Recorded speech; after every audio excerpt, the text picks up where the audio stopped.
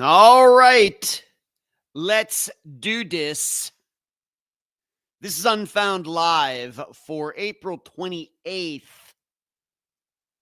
of 2025. I am, of course, Unfound Live's host, Ed Denzel. Of course, I'm also the host of the podcast. I'm a host of a bunch of other things as well. And I have a fantastic show for all of you tonight, not just some of you, but all of you. How nice of me. Fantastic show. And I hope you will stay tuned in for the entire 2 hours. I got a lot to say. I got a lot to do. Not sure I'm going to get to all of it, but I like to come to this microphone with more information than I need, not less. I don't like to be struggling in that last 15 minutes to figure out something to talk about. I always come to the microphone with more than enough information and news and stuff, and we can always try to make up for it next week if our cup runneth over. As you are, I'm going to mention this more than once tonight, but as you are watching tonight, please give this live show a thumbs up. If you are new to Unfound Live, why don't you think about subscribing to the entire channel on YouTube? If you're watching on Facebook, go request to be in the discussion group there. Go hit the like button for the Facebook page. You know what to do. All of you know how to use social media at this point, surely. If you'd like to support what we do here at Unfound, you see right across the bottom of the screen, Unfound, patreon.com/Unfound podcast. Or paypal.me/Unfound podcast. Or if you're watching on YouTube tonight, you can hit the join button below the screen. And if you are watching, if you are in the chat on Face or on YouTube, you can hit the super chat button and you can contribute to Unfound that way. A lot of different ways. We make it convenient. Actually, they make it convenient and we take advantage of it. So there you go. Boy, I have to tell you, although I can't tell you much, I wouldn't say it's down a rabbit hole at all. Rabbit hole, we've all been there. We're all true crime people. I really try to stay away from rabbit holes these days because I just don't have the time for rabbit holes.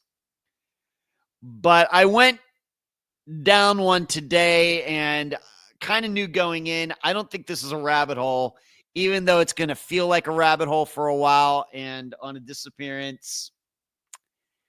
And I certainly did find some intriguing things. I wish I could tell you more about it, but I can't. But it's just weird how those things work out when, sometime maybe you have it yourself or you have an inkling on something. You're just kind of lazing around on a Sunday afternoon and you're thinking about some disappearance and you think, well, I'm going to give this a shot. And something doesn't sound right. Something doesn't seem right.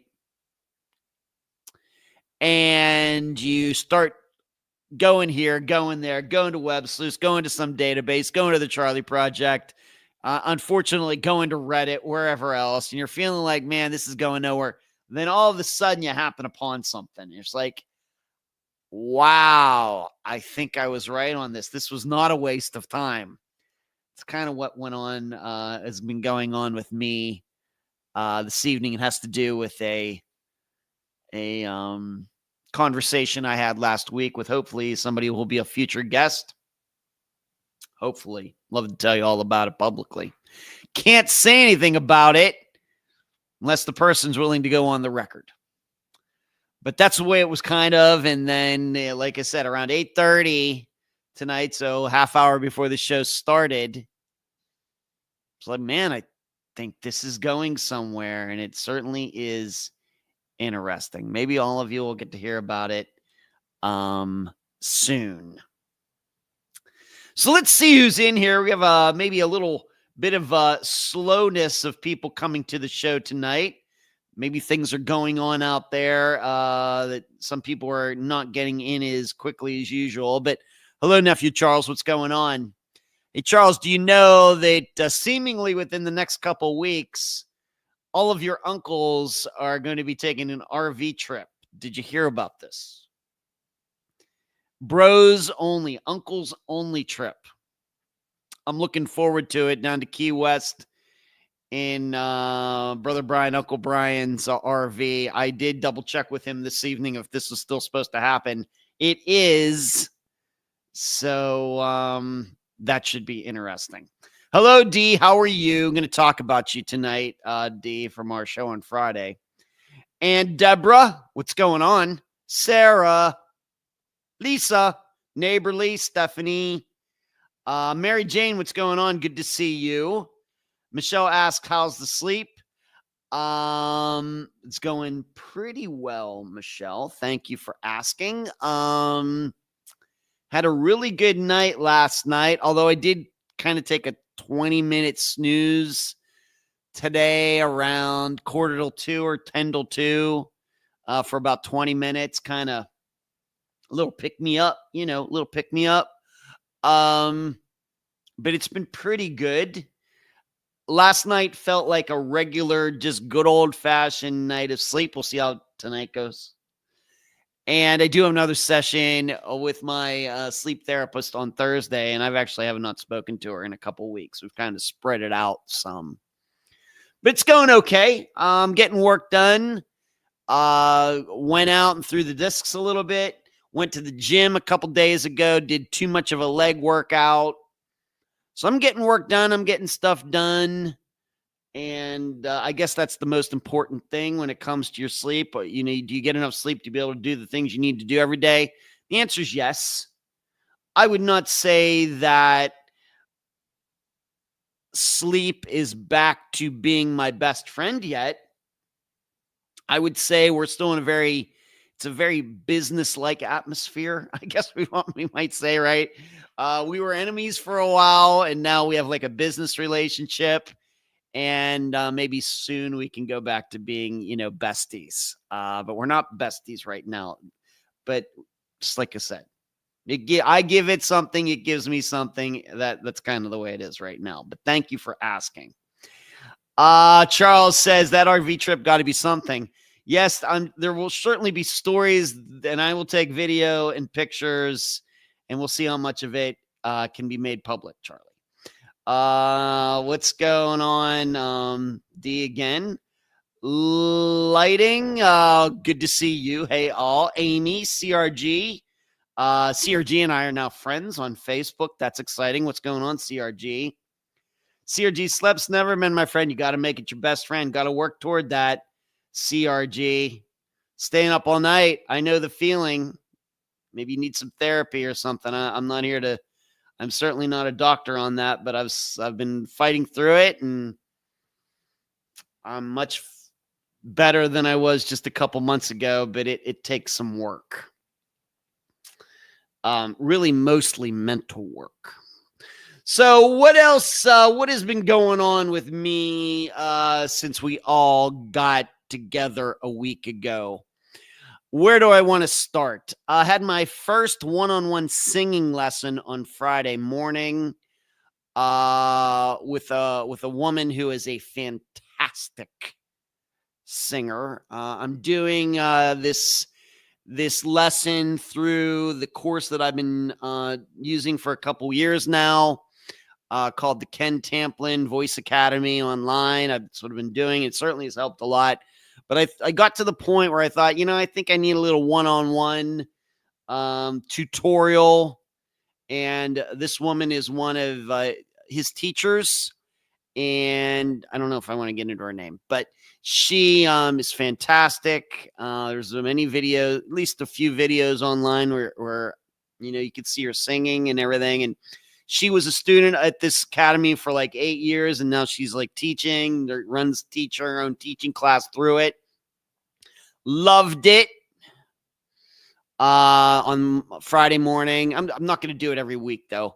once a month. She gave me she listened to me do some scales, voice, head voice, chest voice, and I think gave me some really good pointers that I'm going to work on for the next month.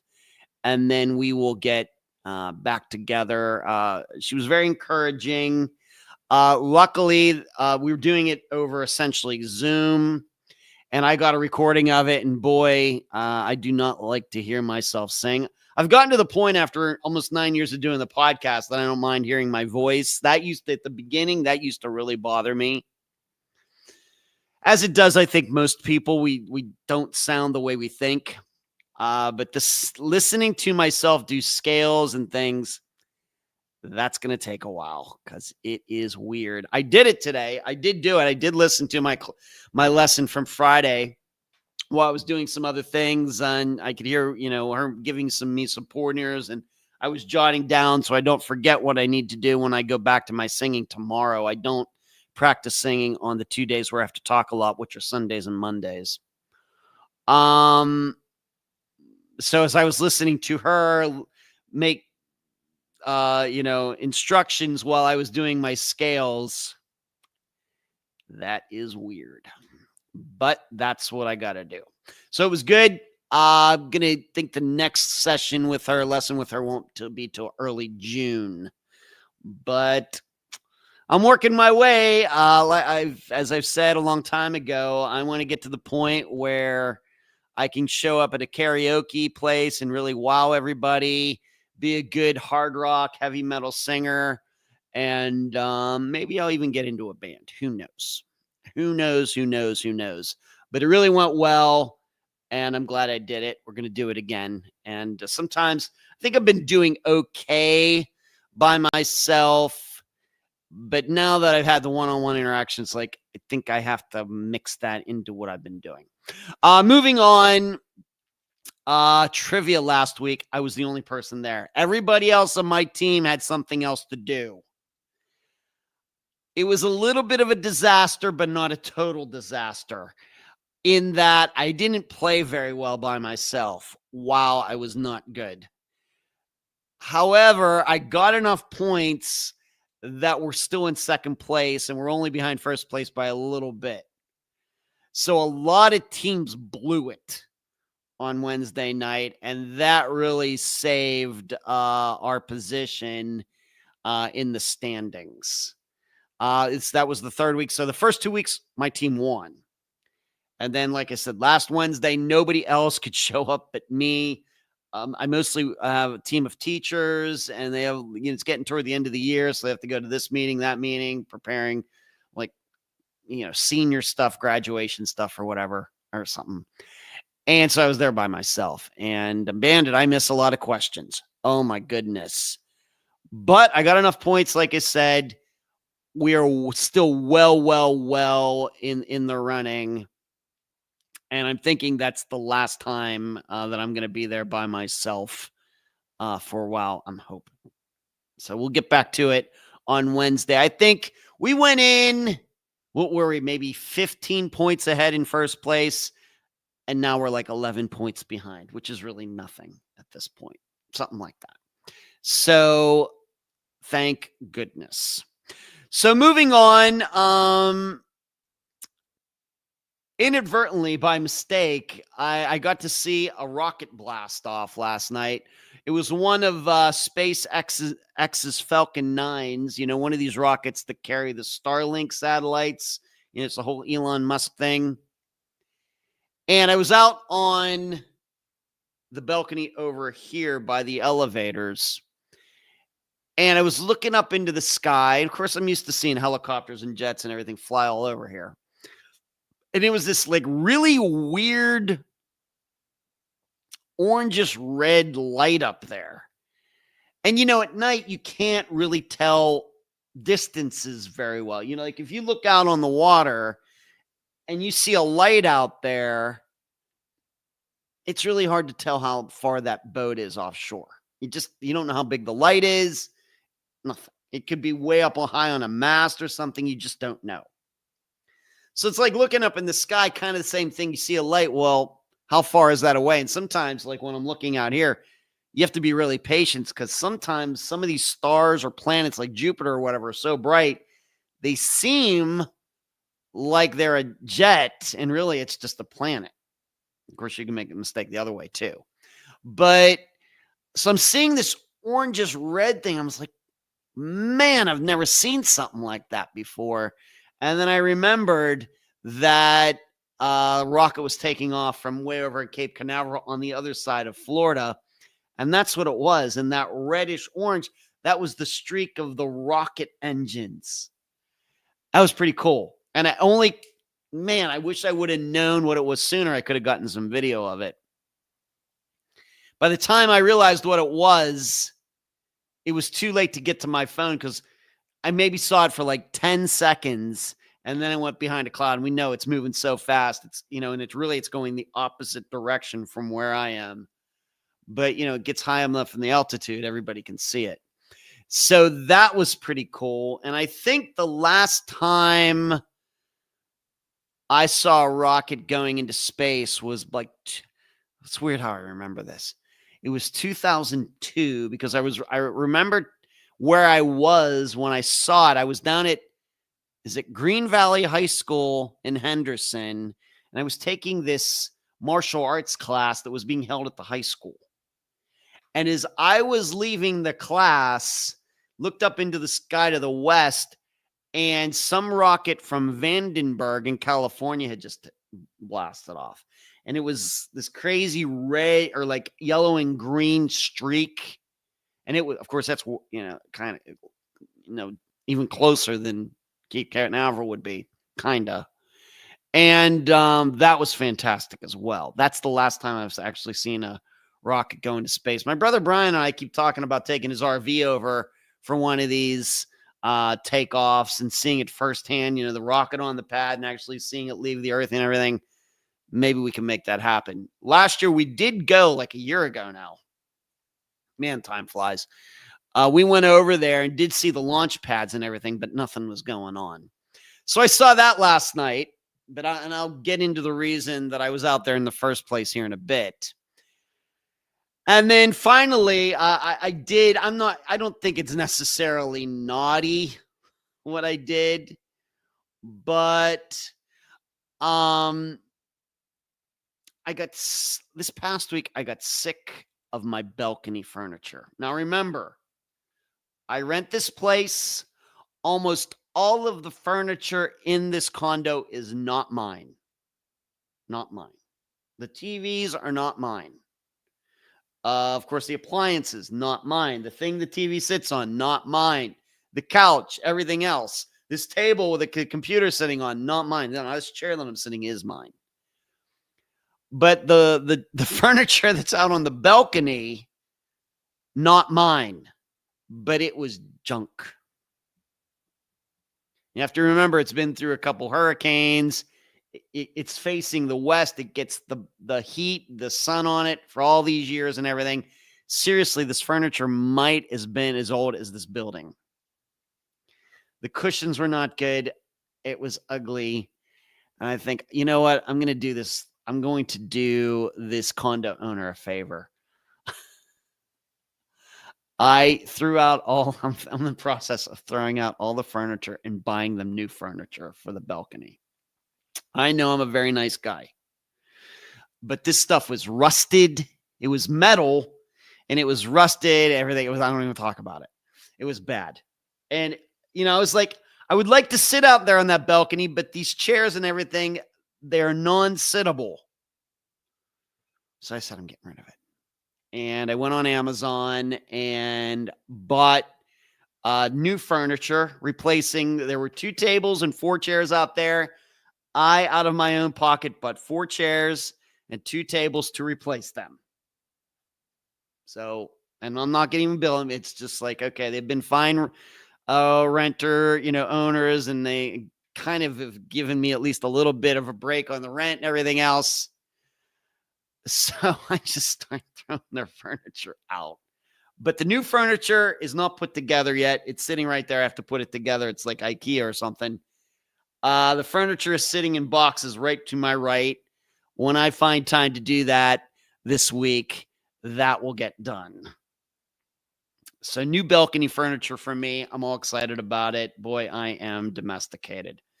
So let's see. Marty, hello, Marty. Marty's been in here for a while, 12 minutes ago. I'm just saying hi to him now. Shame on me. Sorry to hear that, CRG. It's no good. Far K, what's going on? Lighting, Sarah. Okay, hello, Amy. Lighting. Everybody's saying hi to each other. Wow, everybody all. I'm pumped for the live show. Yeah, being that you missed the think tank last night.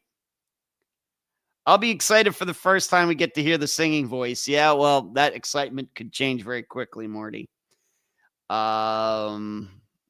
Everybody's talking back and forth. And Allison, what's going on? I really enjoy your podcast. Thank you, Allison. I appreciate it. Thank you. Thanks for tuning in. Marty says those rockets are pretty wild to see. Yeah, I want to see one up close, Marty. I want to go over there. I want to feel the rumble. And I want to have to put my fingers in my ears. I really want to, experience it firsthand. Of course, I've seen so many videos and live feeds and everything else. And I love watching documentaries about going to the moon. Let's just do it. I'm convinced my brother we got to do that sometime. We'll see if he can get permission to go. Lighty says those dang teachers. I know. Regarding my trivia team. I know. Amy, upgrade. Yeah. It is. This furniture certainly is an upgrade. It's new. That it's simply just new is an upgrade. Will this furniture last as long as that furniture did before? I don't know. It's not metal like that stuff was, but that stuff rusts. You have to take care of it. Obviously, no, I'm just kidding. So there you go. Jody, what's going on? There's former guest of Unfound going way back. Hello, Jody. Some of you may remember Jody is the sister of Robin Abrams. A disappearance we did way back in 2016. And then we revisited that a few years ago, as I remember. And then I got to meet Jody when I was up in Illinois. That's going to be 3 years ago this summer, Jody. Can you believe that? Where does the time go? I don't know, Jody. Good to see you in here tonight. Rub it in and so upset I've missed the tank. Yeah, April Mayor. I know you've explained all those birthdays and everything.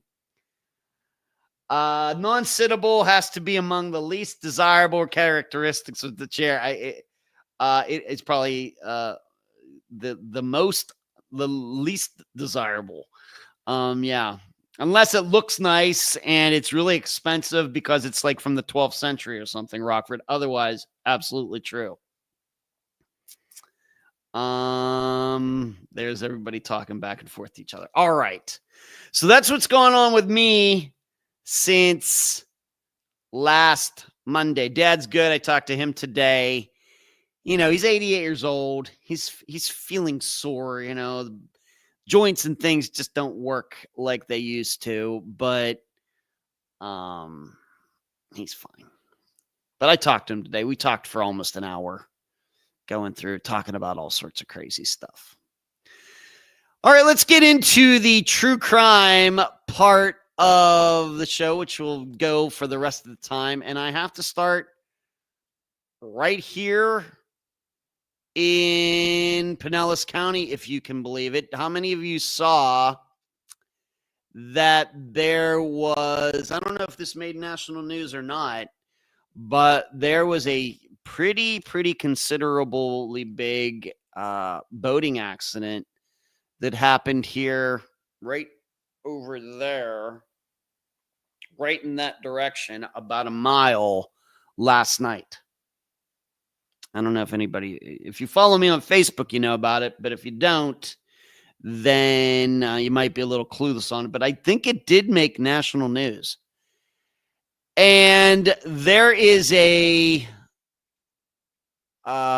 business called Clearwater Ferry. And what it does is it takes people from the city of Clearwater over there across the bay to Clearwater Beach, which is just north of me, like a mile.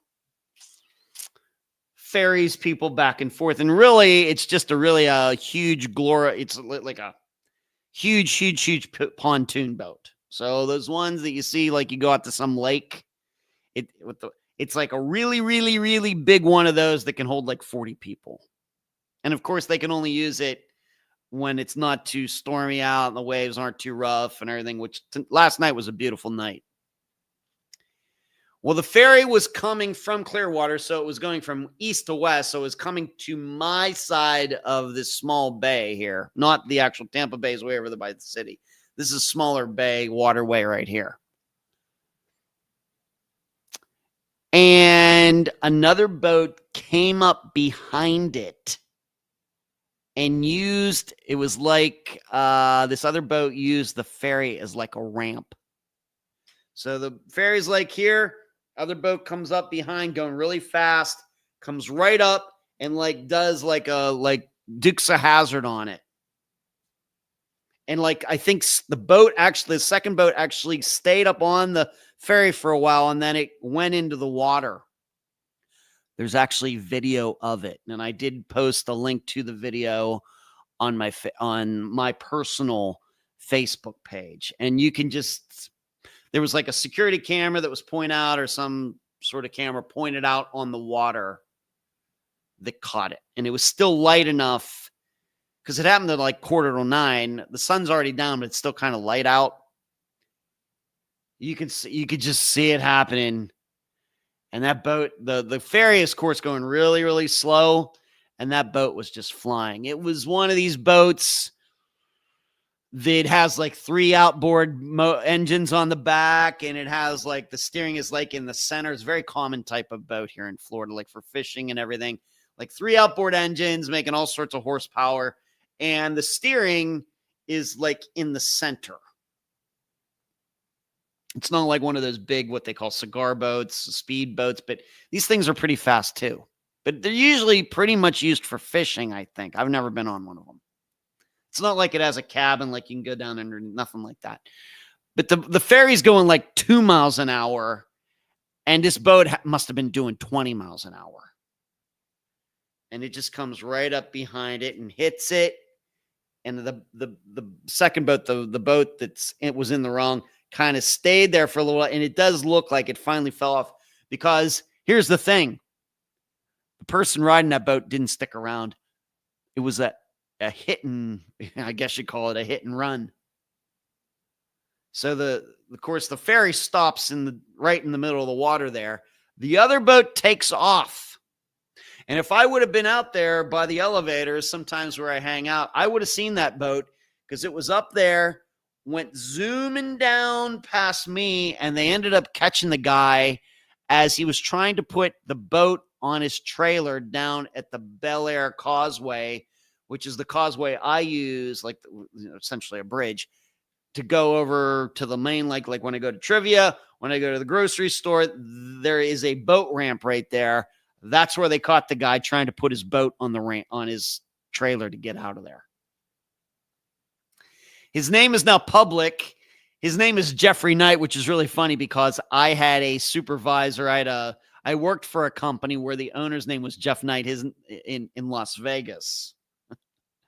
I worked for him for about 4 years out there, but it's not the same guy. Jeff Knight, very, very common name in the United States. But they caught him. And get this, back in 2010, he was sued because somebody died. Guy must have some money. Guy died. Somebody else died on his yacht. The guy like fell off the yacht into the water and died. And this guy got sued like 15 years ago. Now, I've heard that they tested him for alcohol and there was no signs that he was inebriated, at least at the point that they caught him down there. Now, that doesn't mean he wasn't smoking weed or doing other drugs or anything, but I'm not so sure that this was alcohol induced. This could have been being stupid. It's getting toward dark. Who knows? But the very sad part is one person got killed on the ferry. There were like, I think there were 40 people on the ferry, including the person driving it. Over 20 of them got injured. And like I said, one person got killed. It was a local Clearwater, Tampa area person. I think the guy was 41 years old. Like I said, there is video, and it's unsafe out there. You gotta keep your heads on swivels. Certainly, the Clearwater ferry was not doing anything wrong. It was all this Jeff Knight's fault, at least when looking at the video. I mean, what else can you say? Unless they're going to say was the Clearwater ferry not properly lit, or was it where it shouldn't have been? I don't know. But it's obvious that this Jeffrey Knight did not see the Clearwater ferry at all. He surely was not trying to run into it like some suicide mission or anything like that. This was an accident. And of course, him driving away from it, that certainly makes it look like he has a guilty conscience. Now, fortunately, up in that area where it happened, there are a lot, even at that time of night, there were a lot of boats. So a lot of boats could come to the ferry's aid. Even this one boat that looks like a pirate ship or a galleon or something like that takes tourists out. It was even over there helping out, trying to get people, because like I said, there were injured people, and you're out in the middle of the water. What are you going to do? The ferry, can't go anymore because it ran into the back. The engine's all messed up. It can't go anywhere. It's dead in the water. So it needs other boats to come and take these people away. If you're going to rely on a helicopter or something, it's going to take a while. So luckily, there's a hospital right over here, the Morton Plant Hospital, which is really only like a half mile away from where this all happened. And I can see the Morton Plant Hospital from my building. But wow. And I didn't even know about it. Here, I'm sitting here. Of course, we did the think tank last night that went along. It was almost 8:30. So this happened just 15 minutes after the think tank was over. And so I'm doing something online, and I see the story pop up, and I'm like, wow, that's when did this happen? Did this happen today? And I say it was already news like 15 minutes or something after it happened. So I went out there, saw all the cop cars sitting up there along the Clearwater Causeway way up there. I took some video. You can find it on my personal Facebook page. And then I even got my telescope out, brought it out there, and was kind of zooming in to see what I could see. And at that point, it was really unclear.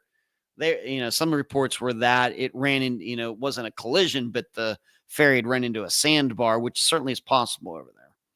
But no, this was a boat-on-boat crime. And so while I was out there doing all that is when I saw the rocket, or otherwise I wouldn't have probably even been out there.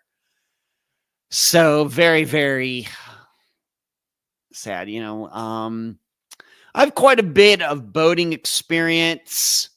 Really, though, on Rice Lake in Canada, up like 2 hours north of or northeast of Toronto.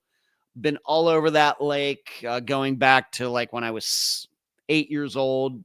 Our family used to go up there, and then through the 80s, my parents and I'd always bring a buddy of mine to go with us. And then you might remember it's like 5-6 years ago, I went up there, me and my dad, my buddy Doug, and his son, we all went up there. That's Rice Lake. So I have a lot of experience piloting a boat on a lake where, there's no roads, or, boats are just crisscrossing, going wherever you want. So you have to really keep your heads on a swivel. And because, it's, you get cruising out, like Rice Lake is a huge lake and a lot of powerful boats, people just flying. If two boats hit, man, it's going to be ugly. It's going to be really, really ugly. So even if you're going 2 miles an hour like the ferry was, you still, even if you're going this direction, you have to be looking to the sides, even the back. Now, what could the ferry driver have done when you're going really, really slow and that boat's just, I don't know, Maybe there's nothing that could have been done. Once the boat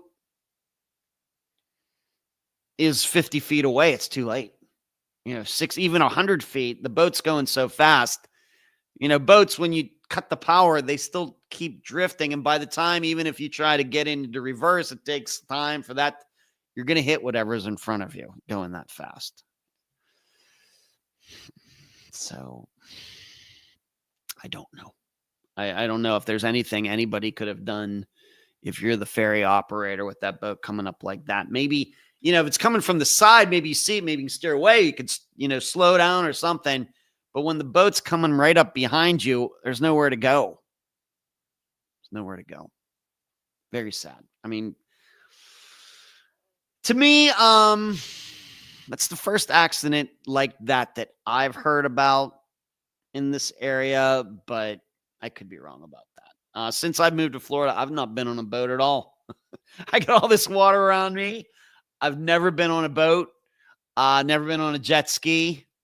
I've been in, I've gone swimming and everything, but any boats or anything, not done any of it. I don't know why. I don't know, just haven't done it. So what is everybody saying here about this? I am going to tell everybody about it. That's what I do. I tell everybody about everything. Marty says, I prefer my chair sittable over pretty, just my preference. Well, that doesn't surprise me, Marty. You're a meat and potatoes type of guy. Yeah, I've seen you post about it. Another cover. Yeah, well, it's crazy. Deborah says it was on the evening. It was on the NBC Nightly News. Okay. I was thinking it would make national news simply because the number of people involved, 20 some. Now, if this had been like a jet ski or something hitting into somebody, then maybe that doesn't make national news. But when you have a boat full of people, 40 people, and it gets hit and 20 people get injured, that's usually something that's going to make national news because you don't know where the people are from. And given that this is a touristy area, there's a decent chance that some of those people are going to be maybe from Washington or California, Texas, all over the place. So I can see why it made national news. But like I said, I don't think there's any laws or anything else that could have prevented that. You just need better boat people, better people driving boats. And I don't know how you control that. So very, very sad, but it was right up here. Just to give you another idea where it was, I know some of you know that I go to concerts. I've mentioned this place called The Sound. I went and saw, was that 38 Special and Styx there. And then just a few months ago, my brother and I went to see Alice Cooper. I know I talked about that. It's called, the concert venue is called The Sound. That's right over there. This happened just offshore of where that place is. Right there. That's how close it is.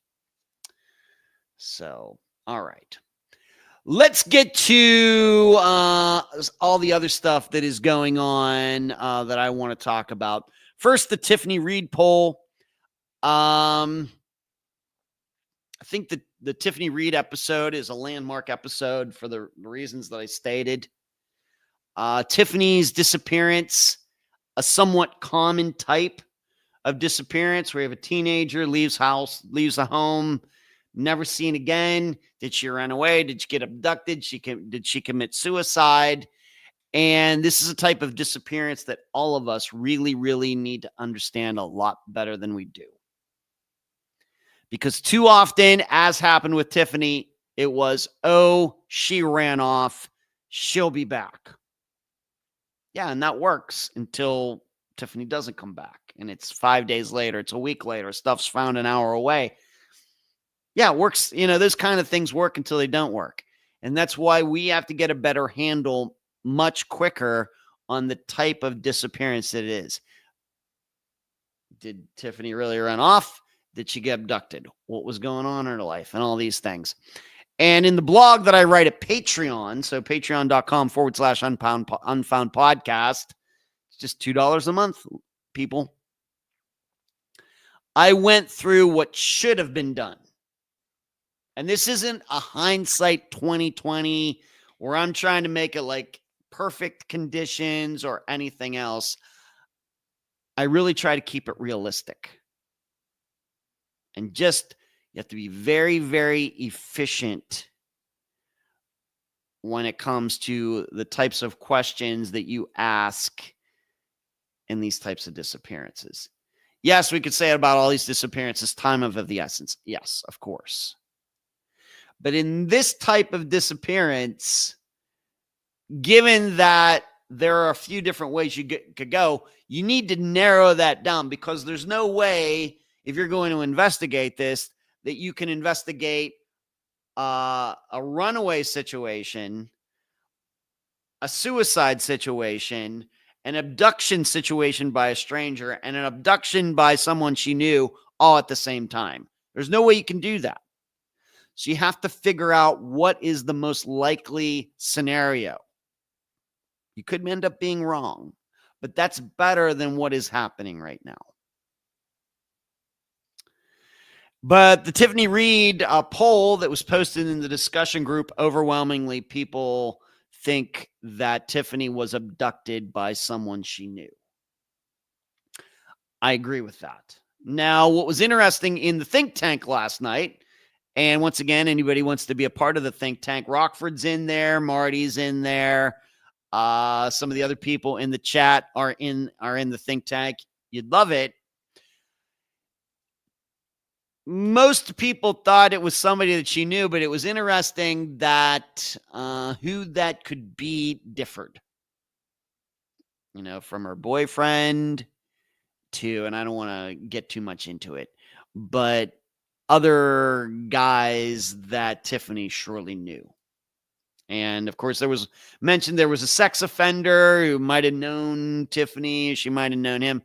And you know, that, of course, that could be a choice. So it was interesting that the think tank was kind of along the same lines, that it was somebody that knew her who abducted her. But who that person was, there was some different opinions on that. Nobody thought she ran away on her own. Nobody thought she went off to commit suicide. And even to the point that it just didn't seem like the boyfriend, at least in the think tank, didn't seem to be a very popular choice either. I will maintain that in writing there, and you can go there to see how I came to this particular reasoning, that I believe this was an adult who, in some sort of position that Tiffany respected. And really, I guess I'm just defaulting what I've said about Jason Jolkowski's disappearance for the last 8 years. But I continue to believe that Jason Jolkowski was abducted by some adult who knew him and that Jason trusted. Now, who that could be a teacher, could be a parent in the neighborhood. It could have been a priest, and he was Catholic, so that's why I'm not picking on the Catholic Church, but the Jolkowskis were Catholic. I'm just saying, somebody like that, and something like that occurred. So, given that I think that Tiffany's disappearance is similar in a lot of ways, not always, but a lot of ways, I have to think the same thing. Some adult in a position where she felt that she could trust this person and maybe didn't even think about it, wasn't her, spidey sense or whatever, no yellow or red flags going up until it was too late. I think it's an adult. We might think, well, how do you know it's just not some other teenager? The reason I don't think that, I don't think a teenager is going to go take her stuff an hour away and dump it. I think a teenager would either throw everything in a trash can or make some mistake and leave some of the stuff where it could be found right around Shiprock. Just don't see a teenager taking it an hour away. Instead, what that sounds like to me, that sounds like an adult who might have committed some crimes before and really, really, really, really wanted to disconnect himself from it by putting that stuff out there to really take people away from where, they should be looking for Tiffany. I just don't think that a teenager, even though teenagers can be really, really crafty, teenagers are also lazy. So, whereas an adult might be a lot more motivated. So I think it's an adult, obviously a male, and it's just one of those things, wrong place, wrong time for Tiffany. If she leaves on time that morning, probably doesn't happen, maybe never happens. Of course, if Deandra drives her, and I'm sure Deandra is full all sorts of guilt about that. Deandra drives her, doesn't happen. A lot of different ways that couldn't have happened, but that's what happened. So Tiffany Reid, I still think, though, having said all that, I think it's a very, very solvable disappearance. And, I don't like to get into where are all these different, if you put up a graph, Ed, with all of Unfound's disappearances that are still yet unresolved, which ones do you see are the most solvable, going down to the ones that you see are maybe never going to be solved? Tiffany's, I'm never going to do something like that because that could be offensive to a lot of my guests. But I will say with Tiffany's, it's easily in the top half of solvable. Easily. In fact, I would even put it up in the top 25% because something happened. Something of a foul play nature. It very well maybe could have been an accident, but still. Very sad. I always say, I hope I'm wrong. I hope she shows up alive tomorrow. But my experience tells me she's not with us anymore. So it's that actually kind of helps things when you start then crafting, well, what do we need to do in an investigation in 2025 to kind of get a better picture of this? And, truthfully, the list of suspects is not that large. Even if you start even talking about the whole neighborhood, if you want to think it's some other parent of, and some adult in some other house, once again, the list is fairly small.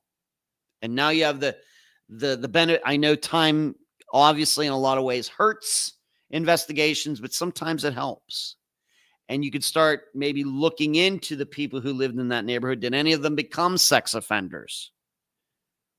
Did one of these adults who maybe had a daughter or son around Tiffany's age end up having domestic violence charges somewhere down the road? These are all things that could be checked now, 20 some years later, that you wouldn't have known at the time because they didn't happen yet. But I view it top 25% of being of the most solvable disappearances. Whereas with Jason's, it's a lot more difficult.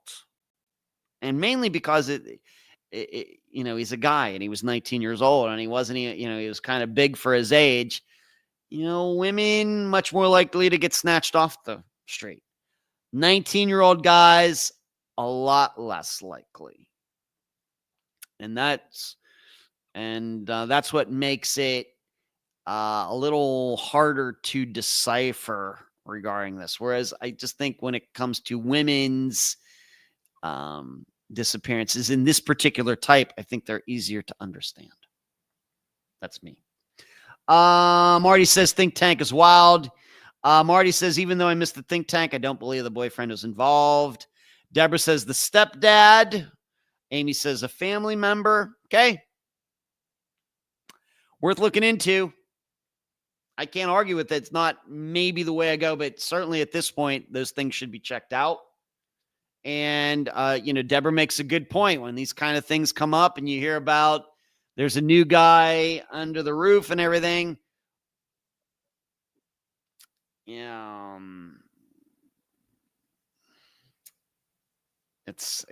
Stepdads get looked at a lot. And maybe because that could be that stepdads get a bad rap, but there are a lot of good stepfathers out there. The only thing I would say to that then is, what then, how did he and she then run into each other? I mean, Deandra was there and she seemed to think that the stepfather had already gone to work at that time. So did he come back to the house or was he waiting around? It's very possible. I'm not saying you're wrong. Just have to kind of work through that. Rockford says, I'm picking up what you're laying down, Ed. Good thing, Rockford. And then a good thing it's not too heavy. I wouldn't want you to throw out your back, Rockford. All right, moving on to some other, and of course, I'll get into this Friday's episode before we close shop tonight. For the first time in a while, I ran across that missing show. I haven't talked about this missing show in years on this live show, but maybe some of you have seen it. It goes missing, that show that has that. And they put up, it's mainly with children, but they have some adults on there as well. But they have a picture up there. And then they also do, tips for kids and what should you do if this happens. And this show has been around for years. And I ran across it yesterday morning. I think it's always like Saturday mornings and Sunday mornings. It's usually on maybe at 7 in the morning, 7:30. And sometimes they play like 2 or 3 or 4 of them in a row. And it's weird to me, but how old these episodes are. Because invariably, given that Unfound has covered 360 disappearances, if I watch the show, I mean, all sorts of unfound disappearances are on this show. And like I said, if you don't know what I'm talking about, it's hard for me to explain it, but it's a show that's kind of syndicated and it has everything to do with publicizing certain disappearances and then also giving tips to kids. If your parent says that she's going to be late picking you up, and then some other car pulls up and the guy in it says, hey, your mother told me to come pick you up. What do you do? That type of stuff is also included in the show. And just in watching, I must have watched for, 45 minutes. Coincidentally, Tiffany Reid was featured on this show. Now, this is not the disappeared, where they do one disappearance for like an hour. They give like 2 minutes, maybe, to each of these disappearances. Coincidentally, Tiffany Reid was one of the ones they featured on there. What are the odds? But also, being that Jody Walsh is in the chat, I hope you're still in here, Jody. Robin Abrams' disappearance was also on there, giving the bare bones of her disappearance. Donnie Smatlack, a disappearance from early on in Unfound's existence. And then, of course, I replayed it earlier this year from Western Pennsylvania. He was featured on there. Jason Jolkowski was also on there, as was Jeff Nichols. Now, the weird thing about it is these episodes are like over 20 years old. So, for example, with Jason Jolkowski, when they were doing his vitals and everything, Jason is 20 years old. Well, he was 19 when he went missing. That means that episode came out in 2004. And they're still running the same episodes all these years later. Like Jeff Nichols, he went missing, I think, in 2000. And in the episode, it said he was 38 years old. Well, Jeff Nichols, if he is still alive, he's into his 50s now. So that was kind of weird. So they don't update these things. I don't even know if the guy who does it actually appears in this show. I don't think they make new episodes of this show anymore. So anytime you see it on a TV, it's like these episodes are years and years and years old. And very sadly, all of these disappearances are still unsolved. Now, but I had a criticism when I first ran across this show years ago, and I talked about it on live show. I still have the same complaints about it, is that they do just the bare minimums for any of these disappearances. The bare minimum. For example, Robin Abrams, being that Jody's in here tonight. Of course, all of you should know by now, certainly Robin Abrams went missing because of deputies and other law enforcement officers in the Will County Sheriff's Office in Illinois. Not mentioned at all on this missing show. Not mentioned at all. All it mentioned was that she was in her Dodge Daytona. She passed her father going the opposite direction. She waved. She was never seen again. Her car was eventually found in some parking lot. That's it. They showed a picture of a Dodge Daytona that I don't even think was hers. That was it. No mention about her suing the department. No mention about witnesses seeing the car being dropped off there by a tow truck. Nothing about, I think, what was it? Her purse was found on a street, side street. Nothing. Nothing about that. For example, Jeff Nichols, if you remember his disappearance, he was supposed to meet his ex-wife. She said that she had these golf clubs that she wanted to give him. Jeff was a big golfer. He went to wherever he was supposed to meet her. He never was seen again. His truck was found somewhere in Salt Lake City. All that they mention is he went out, his truck was found, he's never seen again. No mention of the ex-wife, no mention of the golf clubs, no mention that she and her parents and her son that she has with Jeff all went to Ireland right after all this happened. Nothing. Zero. Tiffany Reid, given it's all fresh in our minds from this past Friday, no mention that her possessions were found an hour away in Arizona. Nothing. Now, of course, with Donnie Smatlack, of course, no mention that Donnie was all wrapped up in the drug trade in Western Pennsylvania. Certainly no mention of that.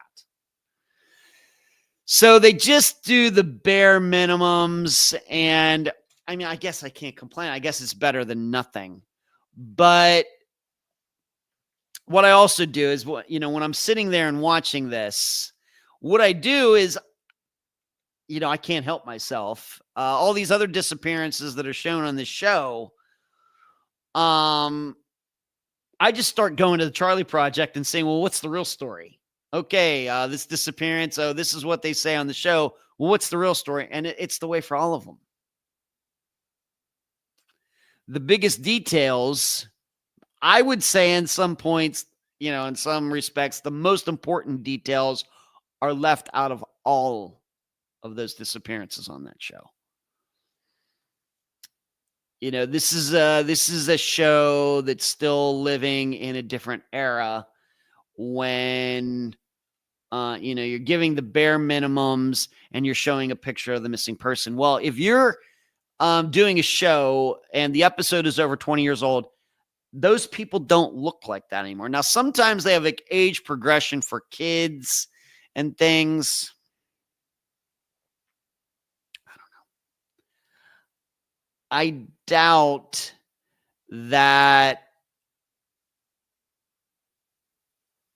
that show has ever helped solve one disappearance. When you're only giving up the bare minimum information, good luck. Good luck with that. In contrast to like Unsolved Mysteries, where we know that people watched that show, remembered something, saw something, and called in. And certainly Unsolved Mysteries has helped solve some cases. I wouldn't even say that Unfound is certainly, I think, there's some timing, some weird timings with some things, episodes coming out, and then disappearances being solved shortly after that. I'd like to think that we had something to do with the solution of some disappearances. But this, I just don't see.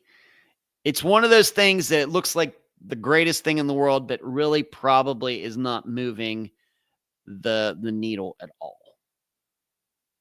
And given that they're still running the same episodes from 20 years ago, the information could be outdated and everything. So there's that.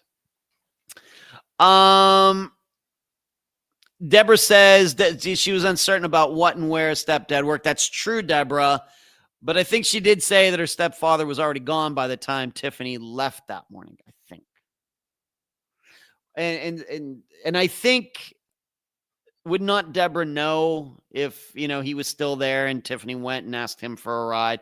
And really, would he really do something to Tiffany when he was supposed to drive her to school? I'm not saying it couldn't happen. I'm not arguing with you. I apologize.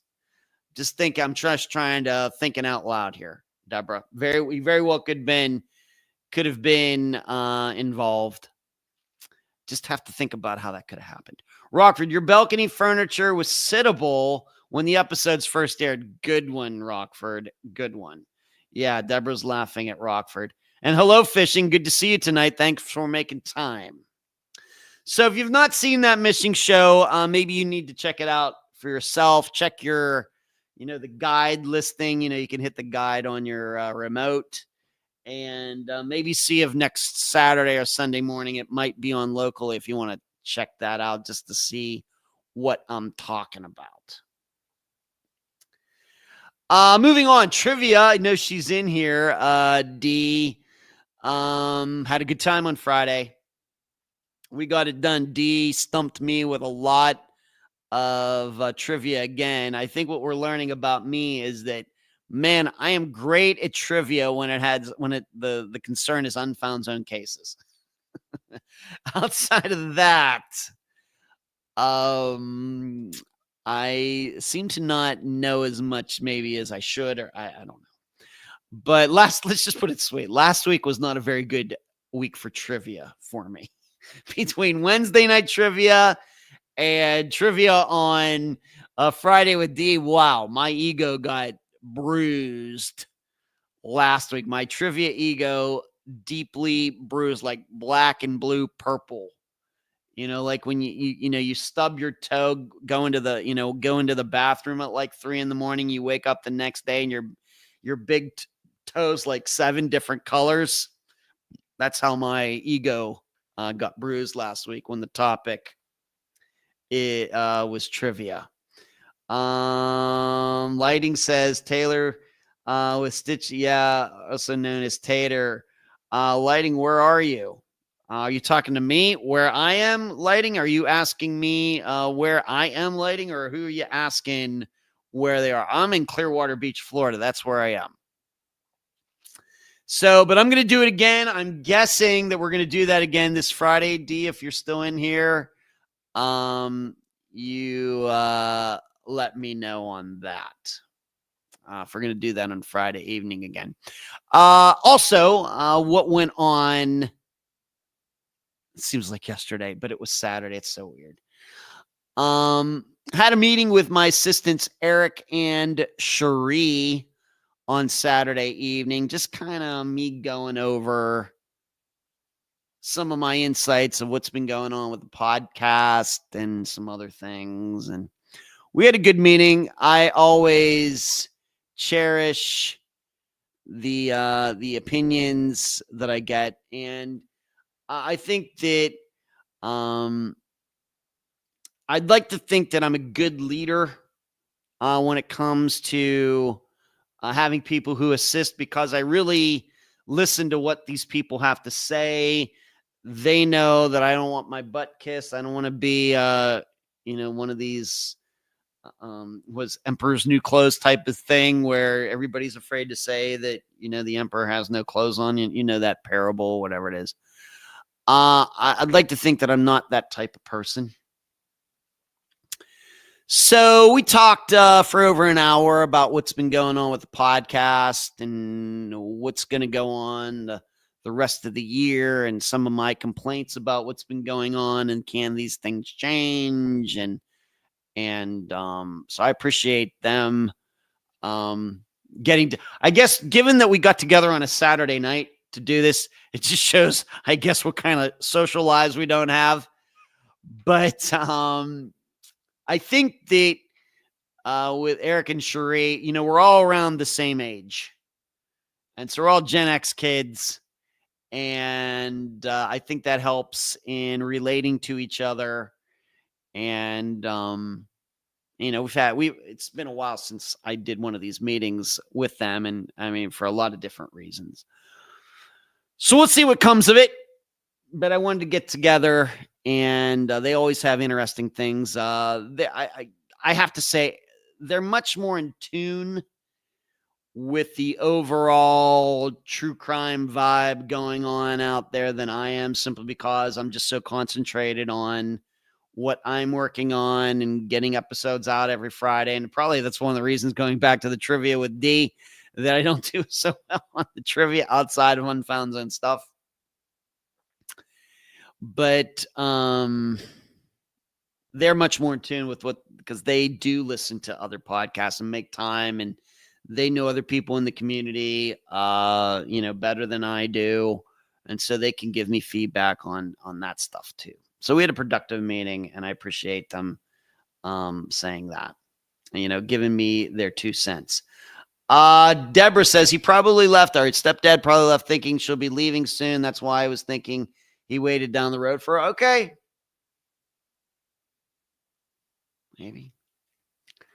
It's physically possible. Mary, hey, I'd been listening while feeding cats and more cats. Very interesting as always. Glad to catch the lives. Mary, okay, I got to ask, how many cats do you have, Mary? Just tell the truth. Just tell the truth, Mary. We all want to know how many cats Mary has and what their names are.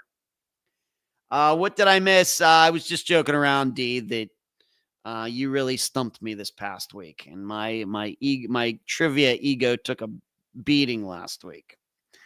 Yes, same place, same time Friday. All right, good. I'll put it on my calendar. Wait, do I have anything going on Friday?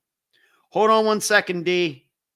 Do I have anything going on Friday? Let me check my phone very quickly.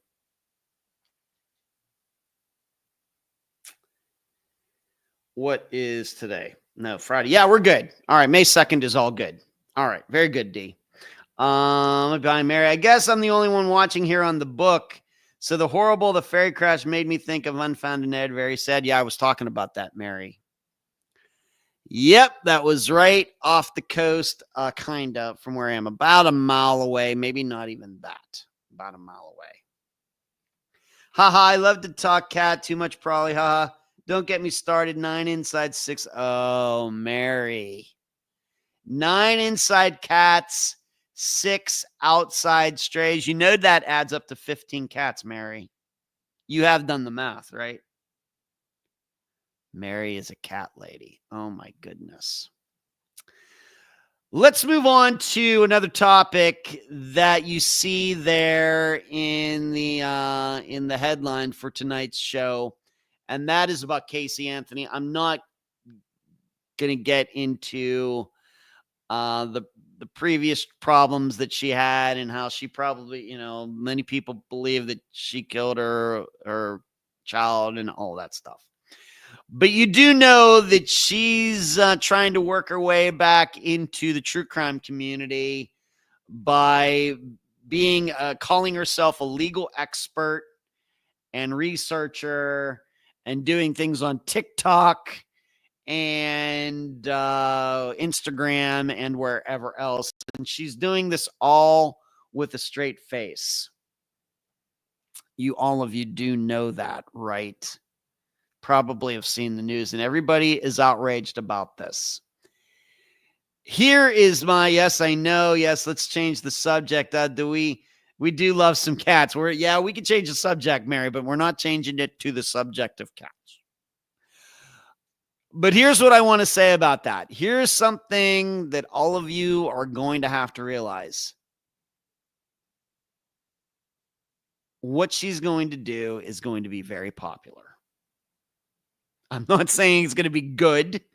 I'm not saying it's going to be insightful. I'm not saying it's going to be helpful. I'm not saying that anything other than it's going to be very, very popular. And that, this is one of the, as you know, I at various times on this live show, I've told you my complaints about media in the United States. Problem we have is that it's kind of the tail wagging the dog, in that News in the United States is not done like, all right, we have to go out, get the information to tell the public, the audience, the citizens of the United States what's going on.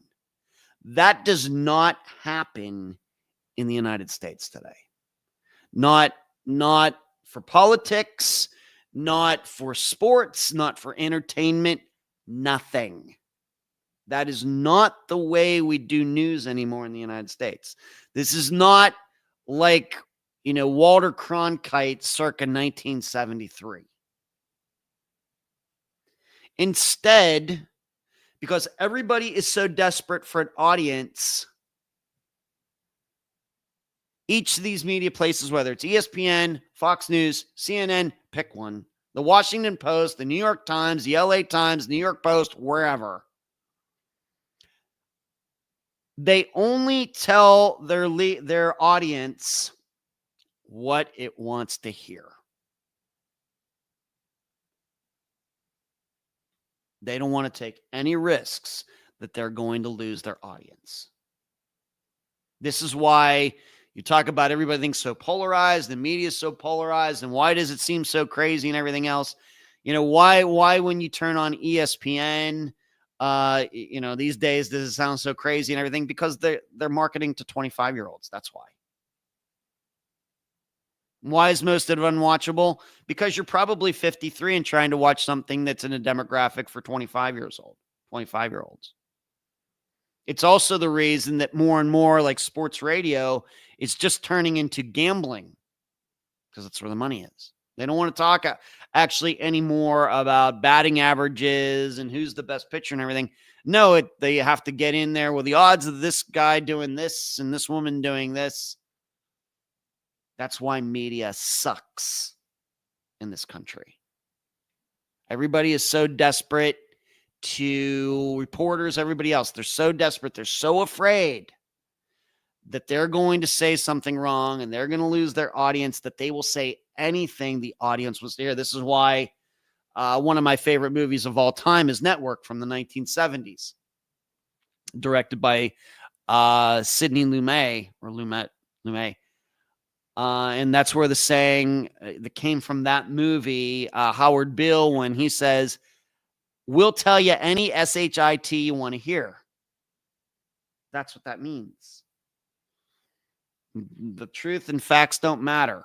We'll tell you whatever you want to know. We'll say it to you. Even if it's a lie, we will tell it to you. Because that's going to keep you tuning in. That's the way it is. It's very, very sad. And yes, all of you think you're just so perfect and watching the right news channel. I mean you too. So getting back to Casey Anthony, that is why she's going to be popular. Because she's jumping into something where already it's crap. Whereas, as you've heard me say before, nobody runs my podcast but me. I love all of you. I appreciate the time and effort that you put into listening to Unfound. And I know some of these episodes can be really long. I appreciate all of it. But I'm going to be very honest with you when I say what you think about the podcast does not influence how I do the podcast at all. It doesn't affect me one bit. Whereas all the producers at all these radio stations and TV stations and other YouTube channels and everything, they do care about this thing. And that's why it's not news. It's entertainment. They're more, they're like Def Leppard showing up. Def Leppard shows up, they got to play the hits or people are going to go away. If you don't do Photograph by Def Leppard, you're going to be in trouble. If you're Iron Maiden and you show up at a concert and you don't do Run to the Hills, you're going to be in trouble. That's entertainment. That's what news is today. We got to say this or we're going to be in trouble. That's not the way I think about the work that I do. News is supposed to be about telling the truth, no matter people are going to like it or not. And you have to risk losing your audience Honesty has to come before popularity. But we're in an environment where clicks and shares and everything else, people do anything of it. One of the saddest things that I see are like these airline pilots who do these YouTube channels, and I watch them, but the way they degrade themselves and, with the pictures that they put up and the funny faces that they'll put like for their, whatever, to get attention for whatever their video and everything. You're an airline pilot. Do you have no self-respect? Do you really, is it so important to you that your YouTube channel, that you have to do that, to degrade yourself like that? It's crazy. It's crazy. I'd be, and so, like I said, some of these guys are airline pilots. Do you want to be getting on a jet with one of these guys? I don't know. It's very sad. So regarding Casey Anthony, she's going to be popular.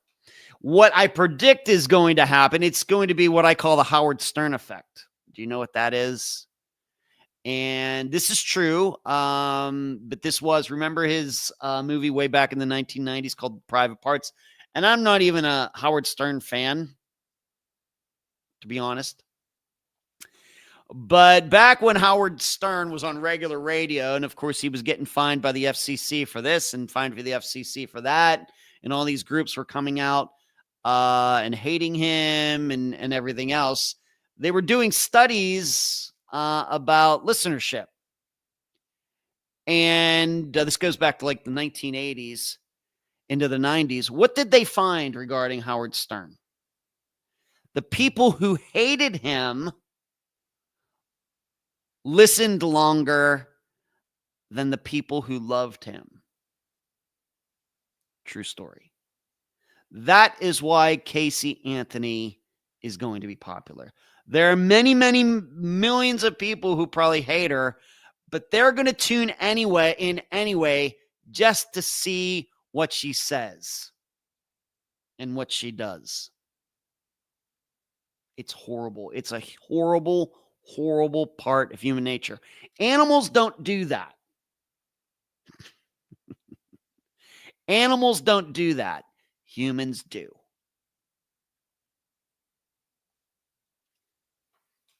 I don't know what it is. Some sort of psychological thing. I don't know. But she's going to be popular. Of course, I would tell all of you, stay away from it. It's, she's not helping things. But in my opinion, and a lot of people have complaints about the media these days. These are then the same people that are going to go listen to Casey Anthony. I don't get it. I don't get it. So I'm making this prediction. You can make fun of it. You can laugh at it. You can think she's a horrible person. I can't believe this is happening and everything else. It's going to be popular. That doesn't mean it's good or moral or ethical or anything else. What's everybody saying? Mary says, yeah, Casey Anthony. Wow, blew my mind when I saw a little clip. Weird, and yet I'm not that surprised. Mary, you got to block it. Just do it right now. Block it. Block it. Don't do it. Don't do it. You're going to get caught up in it. You're going to become, it's going to be like you're a meth user. Don't do it. Ed, we like you're doing your thing. It's what makes you stand up. Thank you. Thanks, Lisa. I appreciate it. Rockford says, you are the Billy Corgan to mainstream media's Def Leppard. The funny thing, Rockford, is I certainly like Def Leppard more than Smashing Pumpkins. Smashing Pumpkins had a couple good tunes. And I've seen interviews with Billy Corgan. He's an okay guy. Certainly. But that is funny to put it that way. And I do know what you're talking about. You're certainly true regarding that. That's certainly a true statement. Mary, it's just kind of embarrassing for them, these professionals. I wouldn't say they're doing themselves any favors. They're not. Mary Jane, no way I'll listen to her. Amy, yes, could be, but I choose not to follow Casey Anthony at all. Good, Charles. It'll be popular for a moment. Well, or it'll have staying power. We'll see, but it's going to be popular. Way more popular, I think, than anybody thinks. So there's that. So Casey Anthony, I, of course, will be avoiding it at all costs. Now, on that same topic, this is not planned. There is this rumor that was running around the New England states about how there's a serial killer. This is, once again, I'm telling you, the media will tell you any SHIT you want to hear. They'll tell you anything you want to hear. I'll read the story. Rumors are running rampant. The serial killer is plaguing Connecticut, Massachusetts, and Rhode Island after the discovery of several sets of remains scattered throughout the Northeast region in recent months. But authorities in several states are urging the public not to jump to conclusions since there's little evidence to suggest the deaths are connected. Police handling 3 Connecticut cases in New Haven, Groton, and Killingly. That would be fun, not funny, but darkly humorous if there was a serial killer in Killingly. All said there was no information to suggest the cases were connected. Rhode Island police are investigating the death of a woman found in foster, and Facebook groups that sprang up in the past week dedicated to the New England serial killer are contending the bodies found in Plymouth, Framingham, and Springfield, Massachusetts also could be the work of one person. Like I said, they'll tell you any SHIT you want to hear. These people who just create groups for creating groups.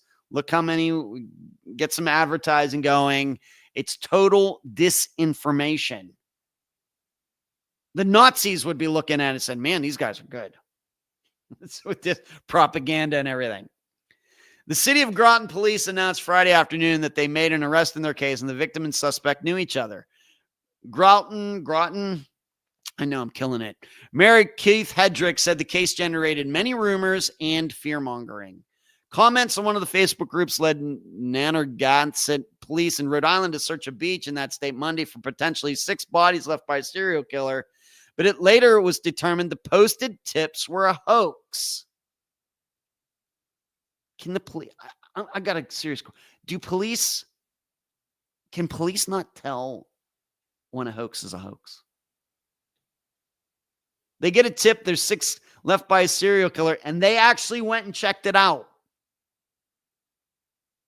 This is like, it's, when was it? A couple weeks ago, I heard this story. I didn't put it in the Unfound Live, but some weeks ago, somebody sent me an email about, did you hear about all these bodies that were found in this backyard? Now, I didn't know anything about it.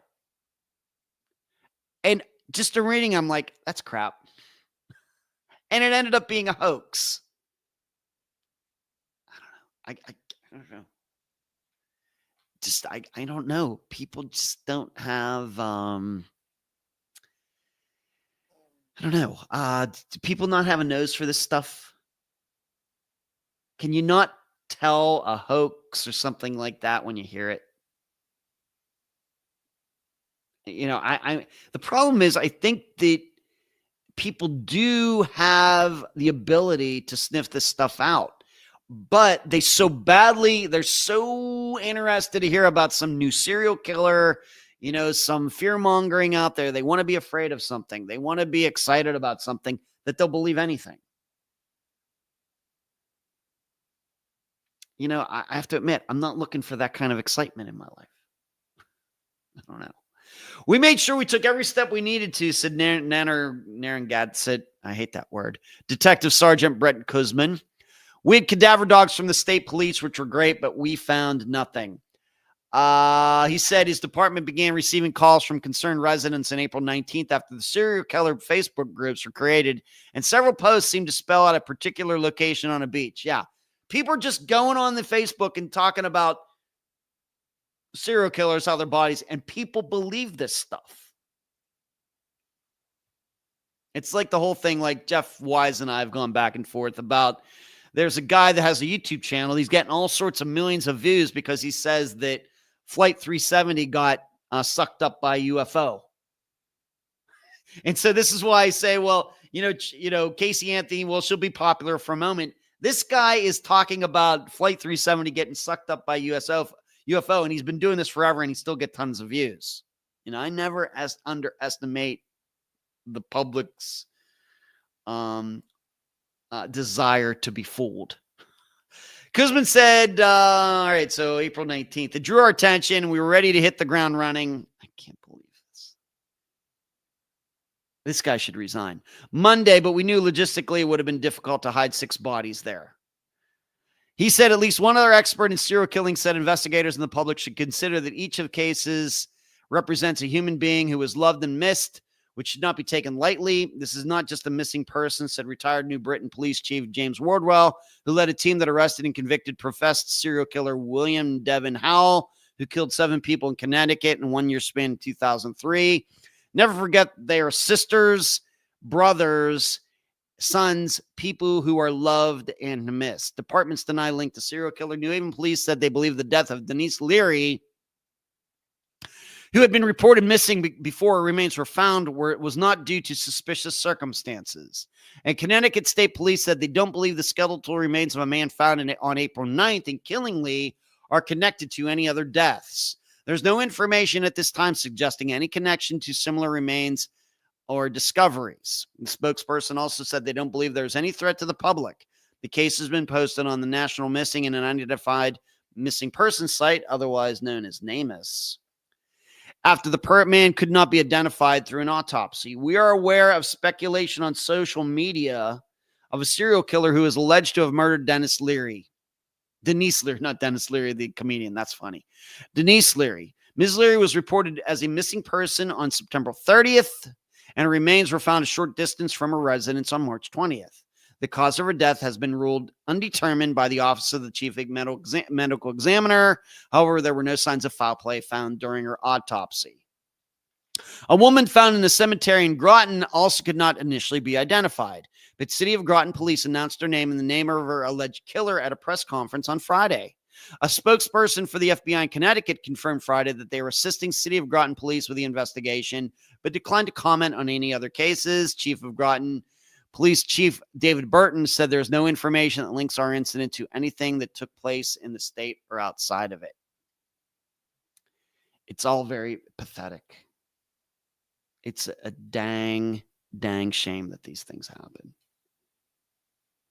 And all it does, for people who really don't know what goes on here in the true crime community, how we cover disappearances or serial killers or anything else, for people who are just reading this casually, this has to scare the crap out of them. And that's the thing. I think that's the reason this stuff is done, to scare people. It's no good living in fear. No good living in fear. Because there are too many people who would take advantage of it. I'd like to think the way I handle disappearances, I handle them very realistically. What do I say? These cases are important not because they're common. They're not common. I mean, we could talk about 100,000 unsolved disappearances in the United States, and that's terrible. But we also have to keep in mind that there are 330 million people in this country, and that 100,000 is going back like 100 years. So we've had a 1.5 turnover of people. So, 550 million people have been U.S. citizens in the last 25 years, and we have 100,000 unsolved disappearances. The percentages, it's like, I don't even know what that is, a very, very, very small percentage. But we want them solved because we know how they affect people's lives. We're not interested in them because they are common. We're interested in them and want them solved because we know how badly this hurts people. This is also why I say that police have to know what they're talking about when they show up. People don't want to hear that, well, this is my first missing persons case and I don't know what to do. Families expect these people to be experts, not because they are common. These cases are common, but because they are important. So I'm not here to scare all of you. I don't want, you're never going to hear me say that, we got a disappearance epidemic or something. We don't. Now, can anybody go missing at any time? Yes. That is factual.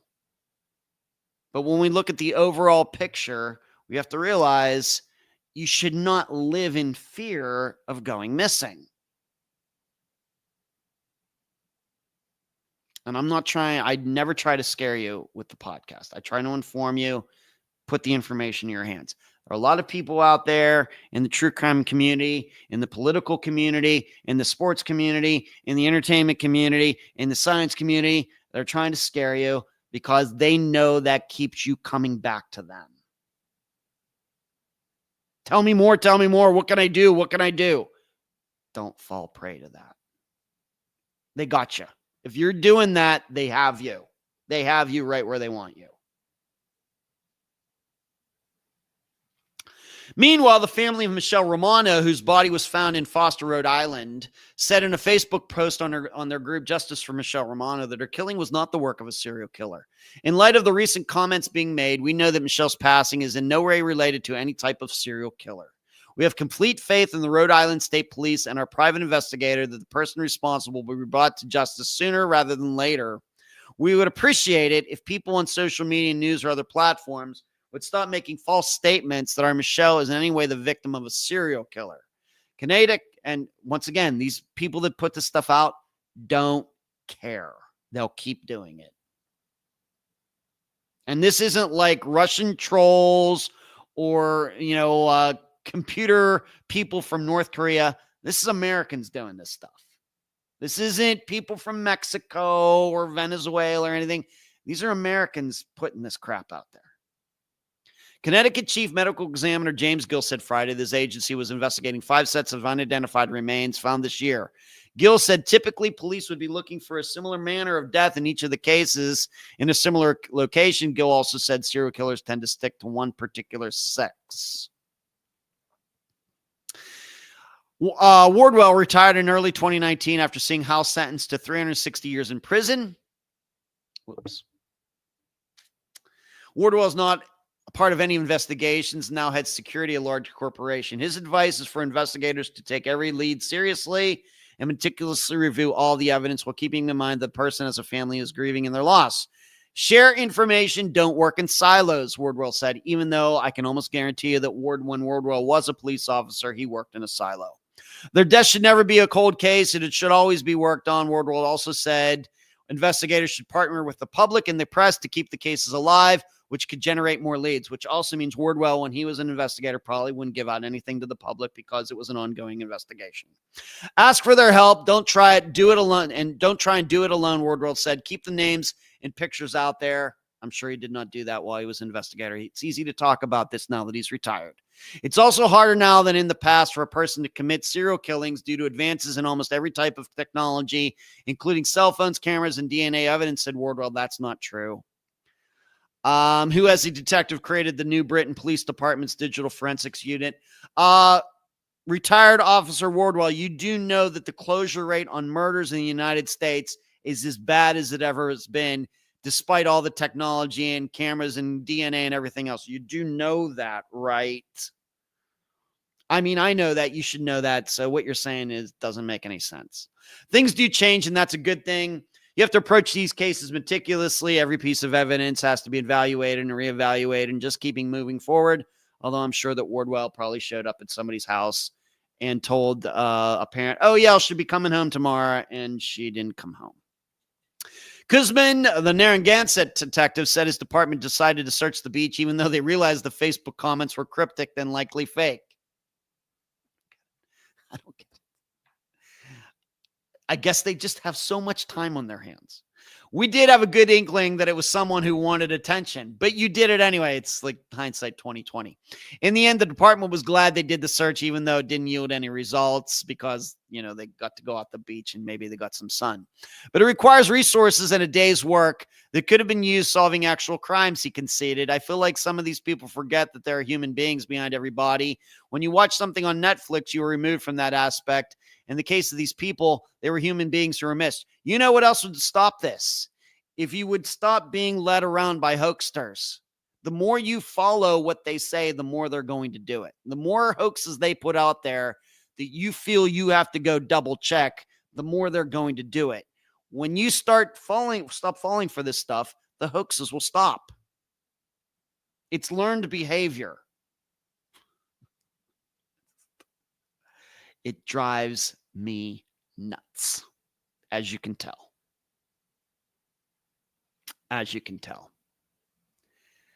So that's that. Serial killer hoax. I'm not saying there's not serial killers out there. There certainly are. But this is certainly not that. And this is a hoax. And, the police, I wouldn't necessarily say they're falling for it, but, it's weird. Well, we knew that it wasn't true, but we're going to go check it anyway. Those two statements are contradictory. Mary says, I guess going back to Casey and Anthony, yeah, I have to say I'm a bit curious how it will go down. I'm being honest. Oh my God, but I'm definitely not that curious. I'll probably just see it in passing. Sarah says hi to Rockford. And Sarah's saying hi to her fellow think tank members. All right, so we got about 24 minutes to go. Something I unfortunately missed tonight. I wanted to watch it, although it probably would have just ticked me off. So maybe there was going to be an America's Most Wanted missing person show tonight. Did anybody catch that? It was on at 8 o'clock Eastern, and it was being hosted by Elizabeth Smart. Did anybody catch that tonight? I wanted to catch it because they said, it was going to be America's Most Wanted, and it was featuring nothing but missing persons cases. Now you can see why I should have seen this and I missed it. But they said that they were going to have a panel of experts on there. I want to see who these experts were. Of course I would. I want to see what channel. I'm not sure. I'm not sure, Sarah. D says, yes, no, I did. It had SR and his mom and stepdad and dad SR. You're going to have to type these things out. Who is SR? D? Maybe, I guess you did catch this. I want to see who their panel of experts are. You can see why I'd be very, very interested in that. So I missed it. I even have it right here. It just played. So I think it was on from 8 till 9. I could have watched it. I got caught up doing this other thing that I told you about at the beginning, finding a bunch of information out about this disappearance that I'm hopefully going to feature, some time in the near future, and found out some interesting information. So I got caught up in that and forgot that this was going to be on. And of course, it'd be interesting. What disappearances did they pick out? My guess is they'll probably pick out the ones that probably are already well known. But most importantly, I want to see what this panel of experts, who they are and what they say, because that's my business. Sebastian Rogers, he was on there. Okay. Taylor says, well, Hulu will have it, or Paramount. Well, I have Paramount Plus. So do I have Hulu? Maybe I have Hulu too. Maybe I can catch it in the rerun maybe tomorrow or something if it's on. D, if you watched it, who, if you can remember, who were some of this panel of experts? Panel of experts. That's their words, not mine. That's why I'm putting the little bunny ears out. Panel of experts. Moving on, and this is another way. This is another good example of how things kind of stink when it comes to the media and true crime and everything. The second Karen Reid trial is going on. And if there was ever something that shows how so easily polarized everything can get on everything these days, this is it. That it's clear to me when it comes to Karen Reid that you are required to either be on one side or the other side. That there is no chance for any sorts of nuance in this case at all. And what do I mean by that? It's very clear to me. Like I said, I'm not an expert on the case, but I've read at least a little bit about it, and I think I understand what's going on. There's no room for nuance in this case. Either she is absolutely 100% innocent and was set up,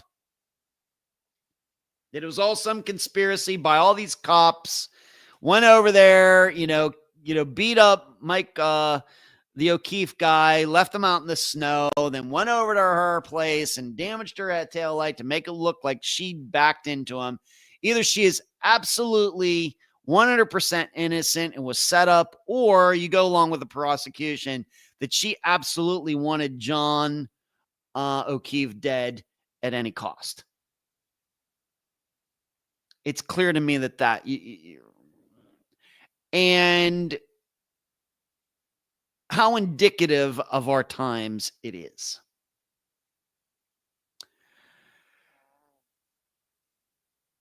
What I will tell you that let's see here, whatever. I'm not on either side. I just want justice. I'm originally from Massachusetts. All right, lighting. Mary Jane. Josh White was an expert that said he's a veteran and a podcaster. I never heard of him.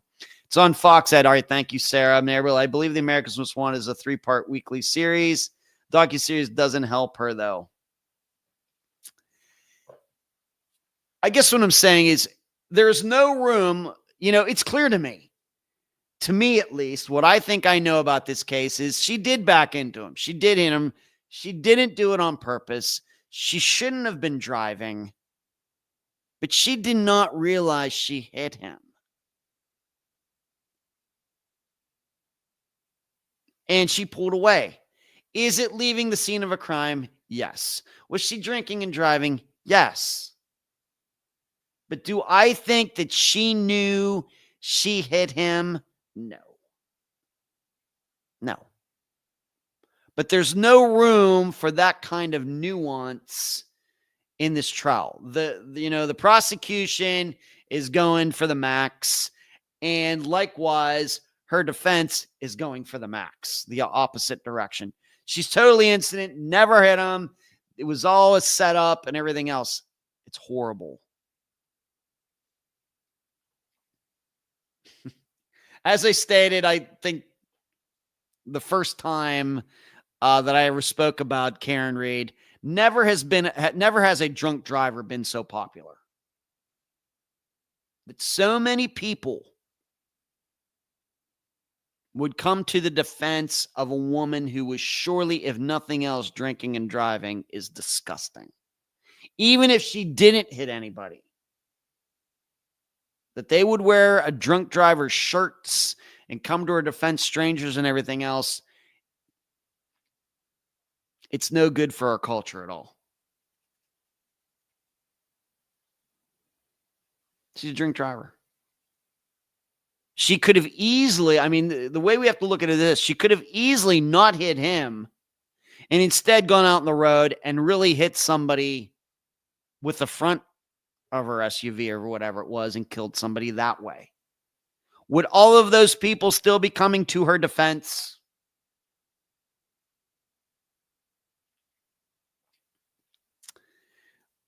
So, it's one of these things in reading an article about just maybe the end of last week about what was going on in the trial. She said something, and it is just amazing how each side wants to spin what she said. It's obvious to me that she thought she hit him and she did it by accident. It's obvious to me. But we have to go through all this stuff, and it costs that state all sorts of money to put on this trial. Oh my goodness. Lisa says the Commonwealth brought a pretty good expert today that about turned me around on the cellular data. Unfortunately, though, others get charged for manslaughter when that happens. Lighting, she's only popular because of Turtle Boy. Yeah. Robert, sounds like the ratio of sober drivers to drunk drivers in there night was pretty low. Lighting, no, it's only because of the podcaster. And no drunk the driver should get away with. I have to admit, I didn't even know who Turtle Boy was until all this happened. Of course, like I said, it's a lot of things that I don't know about that's going on out there. No drunk driver should get away with it. The poor man is deceased. Like I said, we live in curious times when people who would never think about drinking and driving, maybe don't drink at all, are wearing shirts about freeing a woman who, if nothing else, was, drinking and driving. And we know, at least here in the United States, what we've done over like the last 50 years to try to cut down on drinking and driving, and how many people get killed of it because of it, and how it's one of the most easily avoidable crimes in the history of crimes. You drink, you don't drive. It doesn't get any simpler than that. People still continue to do it. I mean, we don't just have taxis now. We have Uber, we have Lyft, everything else. If you're in one of these big cities, they have subways and public transportation, everything. These people still continue to drink and drive. It's one of the crimes that does not have to happen. And these people were wearing shirts about her. I don't get it. Yes, the Karen Reid case is weird. I don't get it, Mary says. Yeah. Like I said, how indicative of our times. No room for nuance. It's either she's absolutely 100% and there was a huge staging, or she wanted John O'Keefe dead at any cost and saw him back there and ran over him on purpose. Crazy. I'm glad I don't live in that state. What else? Something, sad story, but I have to tell you about it. There was a young man, his name is Adam Metz, who went missing in Blaine, Minnesota last year, October 10th of 2024. And of course, this is a fairly relatively new disappearance, and so it was not yet eligible to be featured on Unfound. But I had somebody contact me that was trying to help the family up there. And the facts are these. Adam had some drug problems, some mental health issues. And on the day of his disappearance, he was seen at a local Culver's, which is like a restaurant chain. I have to admit, they have them here in Florida. I've never been to one. But he was at this Culver's, and he had a laptop, and he was using their Wi-Fi. And the video showed him leaving and then walking down the street, never to be seen again. And the family's been trying to figure out, well, what happened to him? All sorts of rumors. Allegedly there was somebody after him, and he was supposed to be doing something totally different that day. And did he get picked up by somebody? And, did somebody kill him and everything? So there is a woman who's trying to help his family kind of sort through all of this. And she knew about me. And she said, will you talk to me about, will you give me your input? And this happened a few weeks ago now, maybe 3 weeks ago or something like that. And I spent, once again, off the record, no belief that it would, become an episode, but I'm here to help. I have a lot of knowledge up under this long hair. And so I just went through it like this woman was going to be on an episode, and just ask her all the tough questions, what she knew, what the family have to say, and everything else. And at this point, he had not been found, but all sorts of rumors. It's foul play and it's drug running and everything else. And here's what I told, she'll vouch if she'd like to. I told her these disappearances are pretty straightforward. I am fairly sure, even though I know you've done searches in the area and I'm not here to insult you, I'm pretty sure that he will be found deceased right near the Culvers. Now, I don't know if she thought I was crazy. I mean, we got along great. And she did let me know that his remains had been found within the last couple days. And what do you know? I was right. And in fact, Adam Metz hung himself. So this is what I mean to all of you. All this craziness that's out there with serial killer hoaxes and Karen Reid and Casey Anthony and everything else. The most important thing to me is being right.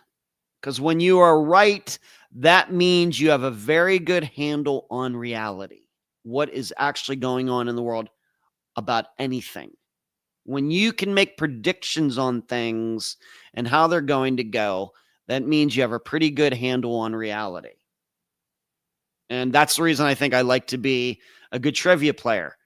What's trivia about? Being correct. Not about being creative. It's about being correct. And this is another disappearance. I guess, unfortunately, I got right. I just told her, he walked away. Well, yeah, well, she was saying, well, they thought he was going to picked up. And I'm like, well, if he wouldn't get picked, he was going to get picked up. Why didn't he just stay at the Culvers? Why did he walk down the street to that intersection? I mean, that just makes him getting picked up more difficult. I said, he's not getting picked up. That's not true. I was right. He was dead. I didn't predict that he hung himself. But I was thinking, well, maybe he went and overdosed somewhere in the woods and the searches just didn't find him. Well, the searches did miss him. Now, how they missed him hanging from a tree, I don't know. But he was found within easy walking distance of the Culvers.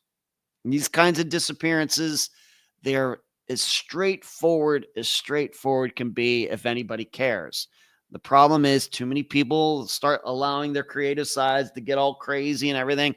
And suddenly it's a vast conspiracy involving Mexican cartels and everything. And I just told her he's going to be found somewhere near the Culvers and it's not going to be murder. I was right.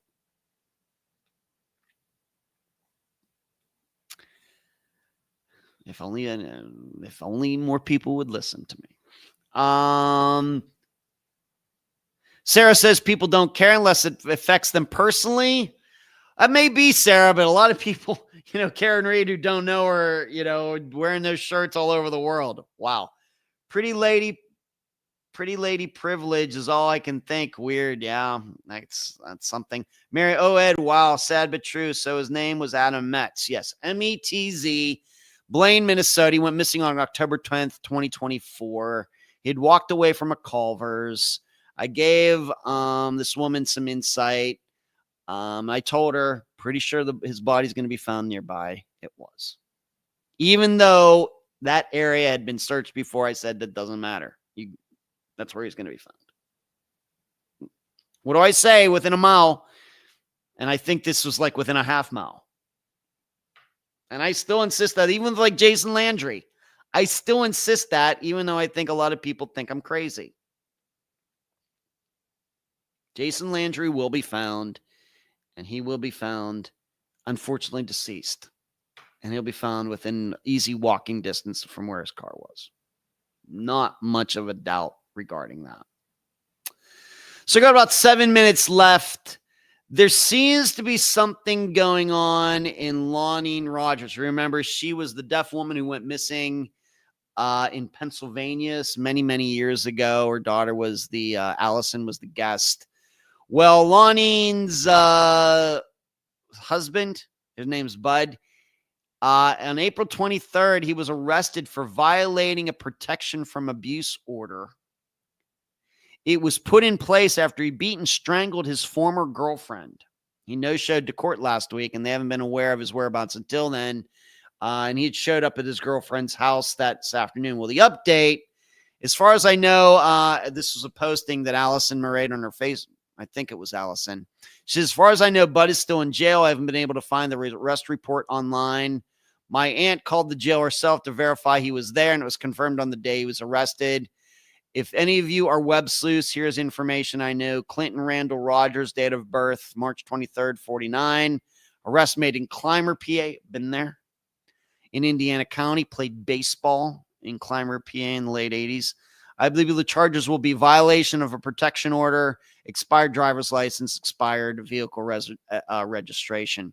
Of course, if you go back and listen to that episode, Bud, Lonine's husband, back at the time, and still is the best suspect in Lonine Rogers' disappearance. This is one of those, what do we call them? The man said types of disappearances where, he said, I forget what the exact story Bud gave, but just could not be backed up by any sort of facts or anything else. And Lonine is missing all these years later. And it seems that Bud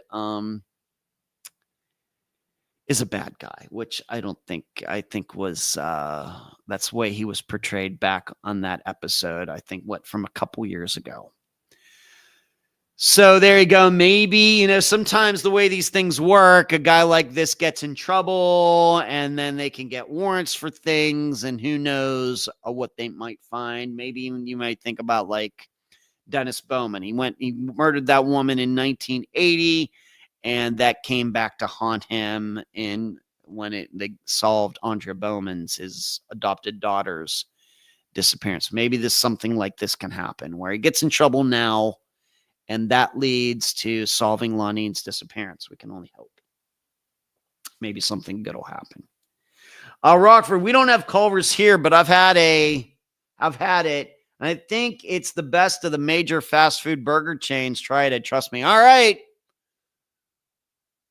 I know where there's a Culver's. It's right down there. I pass it going to and from trivia. Kind of just whiz by there like, what is that place? All right, on Culver's, on Rockford's word, I'm going to try Culver's. I'll let you know how it goes. By the time we get together next Monday, I will try it. Deborah agrees with Rockford. Culver's excellent food and milkshakes. I think I've heard about their milkshakes. So maybe something will happen in Lonine Rogers. Maybe that'll get solved. Maybe Bud is willing to talk about what happened back then and lead them to arraigns. Maybe it'll grow a conscience. All right. We're about to the end here. So I need to talk about this Friday's disappearance. I welcome back for the 6th time Heather Grotman. You know her. She brought us some of probably the most puzzling disappearances that we've featured on Unfound. Dale Kerstetter, Jeannie Bryant, Trevelyan Evans. She also brought to us Nylene Marshall, Christine Nichols. Well, this Friday, we're going to Milwaukee for the disappearance of Kenneth Plaisted, Plaisted. He went missing from that city on November 16th of 1971. So I was a year and 4 months old when this disappearance happened. He was a pillar of the community, kind of a chamber of commerce type of guy. He was a lawyer. He and his wife went to Milwaukee with the plans. He had to do something for business, and then they were going to go over to their daughters, pick her up, and buy her a car. Kenneth drops his wife off at a local department store. He says he'll be back after he takes care of business. He's never seen again. His car is eventually found like a block away from where his daughter lived. All the windows were down. It looked like the glove compartment, somebody had rifled through it. All the stuff that was in it was on like the floor of the car. And a hat that Kenneth wore was found nearby on the sidewalk. Now, the kicker, though, is after he went missing, it was discovered that Kenneth had been ripping. As a lawyer, he was in charge of a trust, like somebody's money, like holding it for them, making sure that it was still around for when the person died or something, whatever, these kind of the way they work. It was worth about $300,000 in 1971 money, which is like $3 million today. Well, it turns out that beginning in the late 60s, he had been taking money out of it for himself to the tune of about about $65,000. So $650,000 in 2025 money. And this was discovered after he went missing. And it seems that this was going to be discovered eventually, and he might have known that. But you get to hear the whole story from Heather on Friday. Of course, she is the owner, operator, writer, podcaster at lostandfoundblogs.com. If you want to check that out before Friday, please do. She has a lot of interesting disappearances there. She gets to pick her own. She picks some good ones. So Kenneth Plaisted, Plaisted, November 16th, 1971, Milwaukee, Wisconsin. The guest, Heather Grotman. What's everybody saying? Rockford, I'm going to catch serious heat from my Californians for putting it above In-N-Out. Yeah, I love In-N-Out, Rockford. It's a damn shame it's not here in Florida. Rockford, it's fate that you try Culver's this week because I believe it's a Wisconsin-based chain. Is it?